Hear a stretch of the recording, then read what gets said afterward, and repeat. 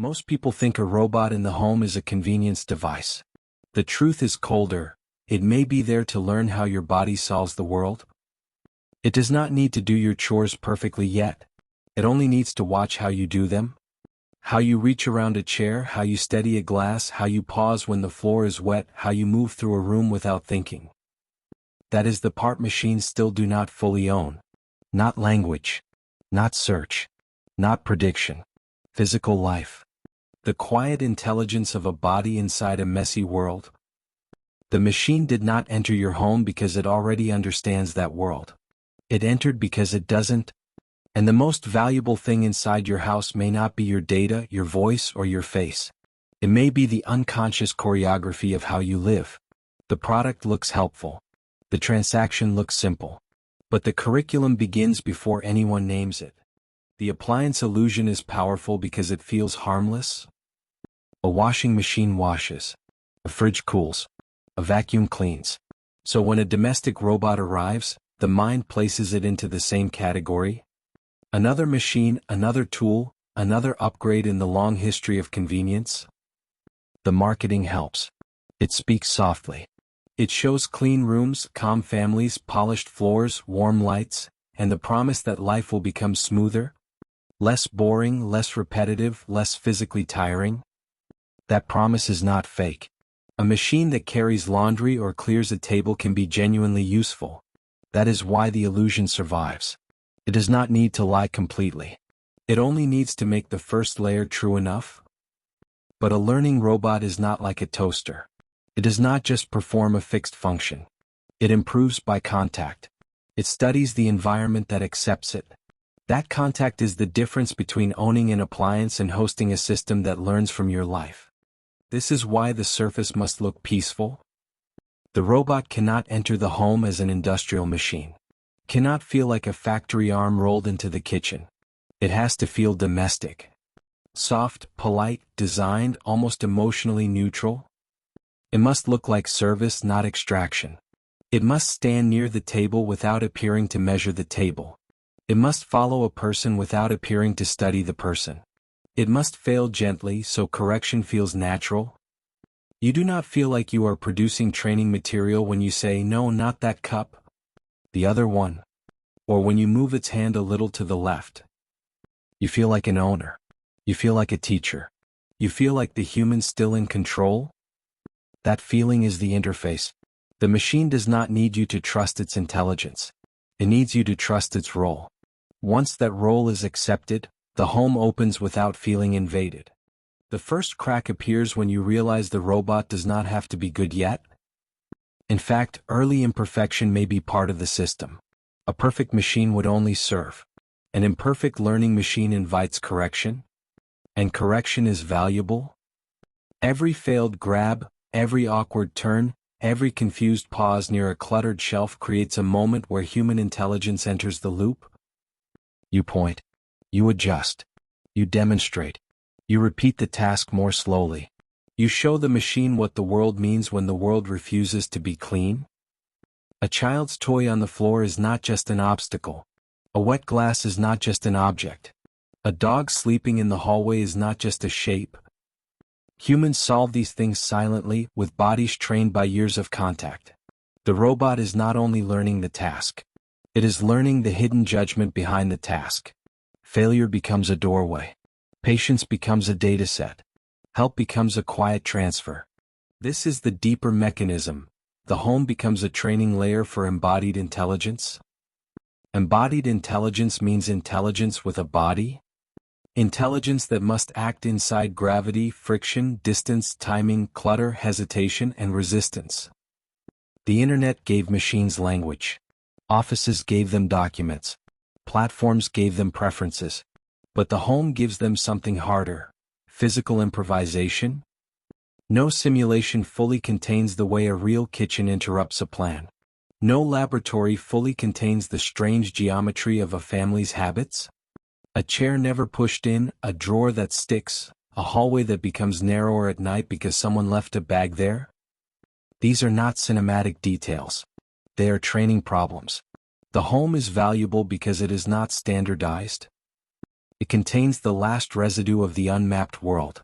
And once a robot is invited inside, that residue becomes experience. This is why the ordinary home may matter more than the perfect lab.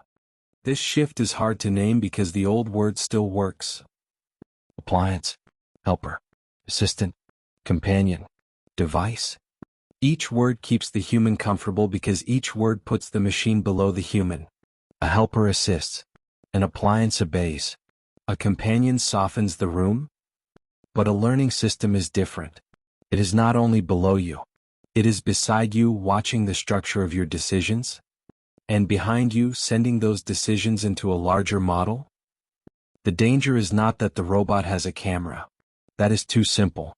The danger is that the scene becomes legible as instruction. The way you bend to pick something up. The way you decide which mess matters first. The way you carry two objects when one hand is full. These are not private because they are secret. They are private because, until now, they were too physical to be efficiently captured. The ordinary gesture becomes machine-readable before it ever becomes public. Service is not the endpoint. Service is the access point. That is the sentence that changes the whole room. The robot does not need to begin as a replacement. It can begin as a favor. It can enter through chores, assistance, elder care, convenience, entertainment, safety, and status. Each use case opens a different door into the same domestic map. The kitchen teaches manipulation. The hallway teaches navigation. The living room teaches social spacing. The bedroom teaches quietness, routine, and boundaries. The machine learns not only where objects are, but how humans prioritize them. What gets ignored? What gets protected? What gets cleaned before guests arrive? What is moved gently because it matters emotionally, not because it is fragile? This is why usefulness can be a mask. The more helpful the machine becomes, the deeper its access becomes. The service is real. But so is the extraction. Access arrives disguised as relief, and relief rarely feels suspicious. The personal consequence is not immediate replacement. That is too blunt. The quieter consequence is that private life loses its status as an unmappable sanctuary. For most of history, the home was where formal measurement weakened. Work could be counted. Purchases could be tracked. Messages could be stored. But the way a person existed between tasks remained mostly unindexed. A home contained inefficient movement, half-finished routines, emotional shortcuts, private disorder, bodily habits no one had reason to formalize. Embodied AI changes the value of those moments. The unproductive minute becomes context. The hesitation becomes signal. The correction becomes demonstration. The mess becomes curriculum. You may still own the walls. You may still close the door. You may still call it private. But a space can remain legally private while becoming economically legible. And once physical life becomes legible, the home is no longer just where you live. It is where your living is modeled. The sanctuary does not disappear. It is converted while still looking intact. The psychological consequence is stranger. You are no longer simply living in your home. You are being translated there. Not translated from one language into another, but from flesh into pattern. From instinct into model. From habit into transferable procedure. The body has always known things the mind cannot easily explain. How much pressure to use. When to slow down. Where to stand so another person can pass. How to catch a falling object before thought catches up. These small judgments rarely sound impressive. They do not look like strategy. They are not written on a resume. But they are the intelligence that lets physical life continue without collapse. When a robot watches this, it is not watching lifestyle. It is watching embodied competence.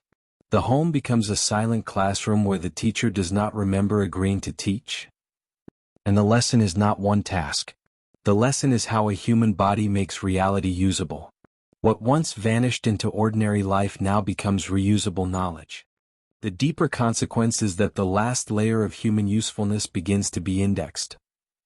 Digital work was easier to absorb because it already lived in files, screens, messages, tickets, code, images, and records.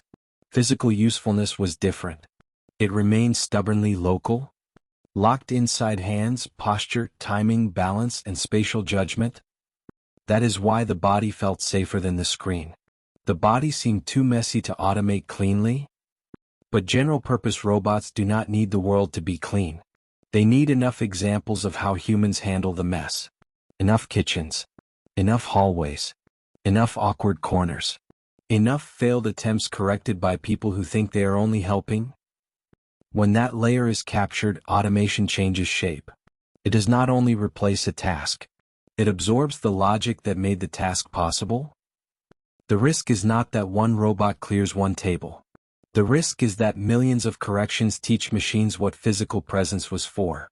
Not through spectacle, but through repetition, patience, and domestic normality. The realization is simple, and it is worse than the fantasy. The machine does not need your house because it is domestic. It needs your house because your body still knows things its system does not. Your body knows how to live among objects that were not arranged for a machine. Your body knows how to move through interruption. Your body knows how to adjust when the room, the object, the person, and the moment all change at once.